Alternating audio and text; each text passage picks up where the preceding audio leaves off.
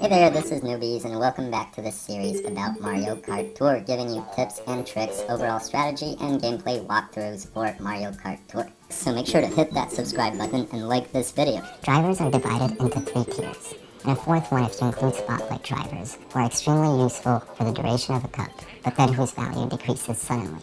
And this is pretty brilliant on the part of Nintendo, because they balanced this out by making their value only temporary, albeit recurring. Another clever design idea by Nintendo was to reduce the length of the spotlight courses, diminishing the overall course value, a key concept which we'll get to in a second. The main advantage of having good drivers that are appropriate to the course, and this is why they're sold at a premium in the shop, despite having the same pipe odds, that they're the only item that will allow you to potentially activate Frenzy Mode. The main draw of Frenzy Mode is that it allows you to get between times 15 to times 25 combo multiplier during about a 10-second span, depending on the item, up to 3 times per race. This is useful for 2 reasons.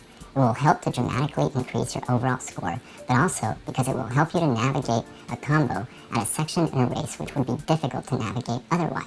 It's also why, over the course of a given cup, it's extremely important to have as varied a set of characters who can have a frenzy on possibly each and every course, in order to give you your best chance of increasing your overall score. Because even if your driver is at a lower level, you are still giving yourself a chance to activate multiple frenzies and dramatically increase your score on that race. Do note that for the low tier drivers, it will require 3 of a kind to get level 2 and get a better chance of activating Frenzy Mode. Now KARTS. Of the 3 categories of items, KARTS seem to be the most glitzy but offer the least value, at least in the very early stages of the game. The reason is that a KART's main value is that once leveled up, it increases your overall bonus score, which is great. But this means that this net contribution will be greater in the later stages of the game.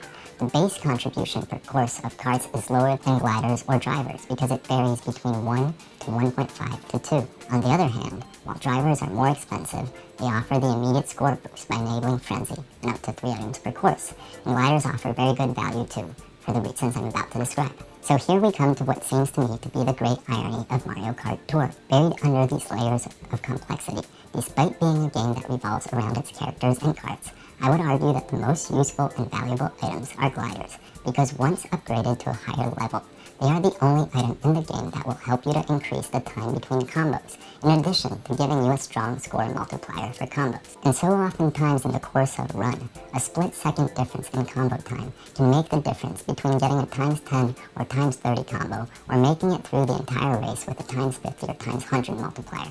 So over time, I think that having good gliders will give you the greatest advantage in terms of increasing your overall score in fewer runs.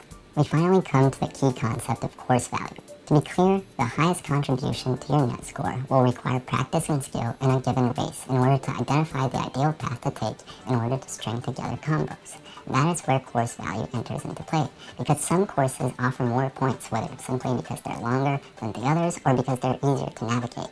And so, from a strategy perspective, you want to focus on these courses. Now you should also notice that there is a variable recurrence of tracks, so it's not enough to look up the so-called value, or favored courses of a particular item in its description. You actually have to go through a particular cup to see how many times that course appears. Currently there's 16 cups per tour, featuring up to 4 variations of only 11 courses. And these variations are normal, reverse, trick, and for the spotlight courses, reverse trick. Variations of spotlight courses are featured 8 times, whereas other courses appear between 4 to 5 times. So that does it. If you'd like to learn all about the general strategy and tips for Mario Kart Tour, make sure you check out the full gameplay and strategy guide. And if you like this type of video and would like to see more, please leave a comment and hit that subscribe button.